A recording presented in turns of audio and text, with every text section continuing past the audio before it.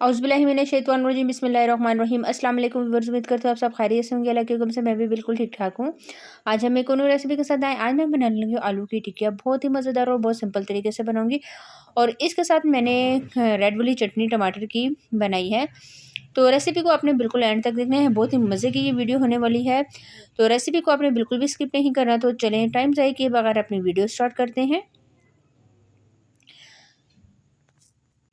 तकरीबन मैंने आधा किलो के करीब आलू ले लिया। आलू को मैंने छिलका उतार के बॉईल कर लिया था। बॉईल करते हुए थोड़ा सा नमक इसमें ऐड कर दिया है। आलू को आपने 100% तक बॉईल करना है। अब अच्छे तरीके से मैशर की मदद से आपने इसको मैश कर लेना है। आपने ये ध्यान रखना है कि कोई भी आलू साबुत ना रह जाए। आलू अच्छी तरह से मैश हो गया है। आप हाथ की मदद से भी मैश कर सकते हैं। अब हम इसमें कुछ सब्जियां शामिल करते हैं। सब्जियों में मैं सबसे पहले डाल दूंगी प्याज।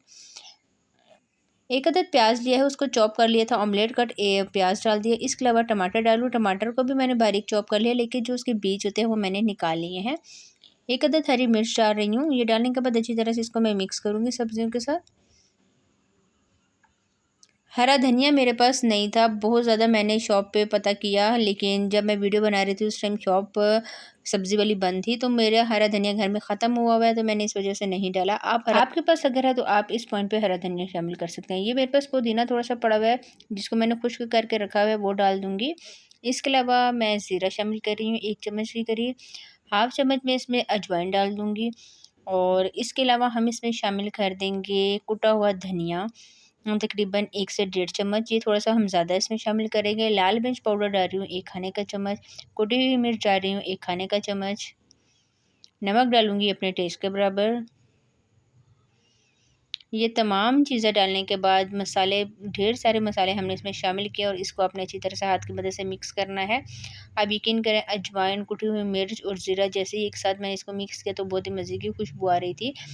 जो पुदीना है वो मैं लेके रख के धूप में सुखा लेती हूँ। सुखाने के बाद फिर इसको एक जार में रख देती हूँ, तो बहुत आसानी होती है। जब भी कोई खाना बना रही होती हूँ तो मैं इसमें ऐड कर देती हूँ। अगर आपके पास फ्रेश पुदीना है तो आप फ्रेश भी डाल सकते हैं। अच्छी तरह से मैंने इसको मिक्स कर लिया है। मिक्स करने के बाद अब मेरे पास ये इस तरह हाथ की मदद से आपने इसकी टिकिया बना लेनी है। ना बहुत ज़्यादा बड़े साइज़ में बनानी, ना ही छोटे में। दरमियाने साइज़ में मैं इस तरह तमाम टिकिया बना के रख दूँगी। इस तरह से बस आपने ध्यान रखना है कि ये किनारों से टूटे नहीं। ये तो सारी टिक्कियाँ मैंने बना ली है। आप देख सकते हैं कितनी खूबसूरत लग रही हैं। अब इसको एक साइड पे रख लेते हैं और तकरीबन मेरी 7 से 8 बनी है। एक अंडा ले लिया है। अंडे में थोड़ा-सा नमक ऐड करूँगी। चुटकी भर नमक ऐड करने के बाद अच्छी तरह से इसको फ़ोर्क की मदद से हम फेंट लेंगे, बीट कर लेंगे इस तरह से। ब्रेड क्रम्स वगैरह मैं कुछ भी नहीं लगा रही, क्योंकि हमने खाने के साथ खाना है। अगर आपने चाय वगैरह के साथ या कोल्ड ड्रिंक के साथ खाना है तो फिर ब्रेड क्रम्स में अच्छे लगते हैं। ब्रेड क्रम्स वाले भी मैंने आपको बहुत सारे सिखाए हैं, आप जाके मेरे चैनल पे देखिएगा। इस तरह अंडे पे आपने इसको डिप करना है 2 से 3 दफ़ा और फिर हम इसको फ्राई करने के लिए रख देंगे। तवा मैंने पहले से गर्म होने के लिए रख दिया था, इसके ऊपर मैंने ऑयल डाल दिया है। आराम-आराम से एक-एक आलू की टिक्की मैं इसके ऊपर डालती जाऊँगी और डालने के बाद आपने तकरीबन 2 मिनट तक इसको बिल्कुल छोड़ देना है, इसको बिल्कुल भी नहीं हिलाना। जैसे ही ये पकेगी तो ये फिर हम इसका साइड चेंज करेंगे। जी, तो इस तरह से मैंने सारी डाल दी हैं और तकरीबन 1 से 1.5 मिनट हम इसका वेट करते हैं, जब तक इसका कलर ब्राउन ना हो जाए।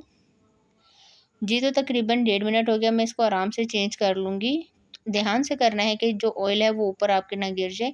जी, आप देख सकते हैं कितना खूबसूरत इसका कलर चेंज हो गया। दूसरी भी मैं इस तरह इसको साइड चेंज कर दिया मैंने। इसी तरह तमाम मैं करती जाऊँगी जैसे-जैसे वो ब्राउन होती जाएँगी।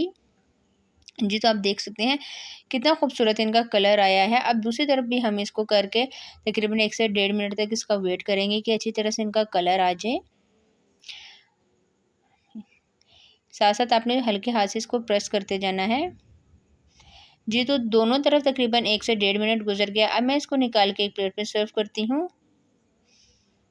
जी, मैंने इसमें निकाल के रख दी है। जब तक इसका ऑयल ख़त्म होगा तो हम इसको खूबसूरत सी प्लेट में सर्व करेंगे और सर्व करके फिर मैं आपको फाइनल लुक दिखाती हूँ कि आज की रेसिपी हमारी कैसी लग रही है।